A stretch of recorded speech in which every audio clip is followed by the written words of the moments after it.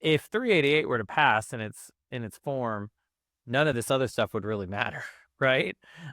Correct. Yeah. Basically, 388 just says it's a prohibited act for a contractor to do anything that would be considered solicitation at all. And it lays things out. It's like send emails. I think text messages was on there. Door hangers was on there. In-person Right. visits was on there.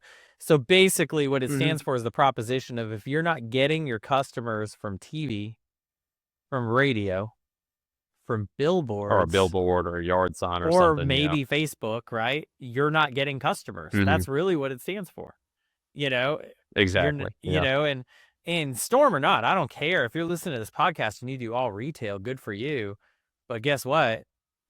If any of your guys are walking by and see a roof that looks like needing replacing, you will be committing a civil infraction under that statute just by going and Hmm. visiting that property owner and saying, "Hey, you really need a new roof, and I happen to be a roofer." So I don't care whether you're a storm chaser, whether you're not, whether you do insurance, whether you do retail, whether you do mix.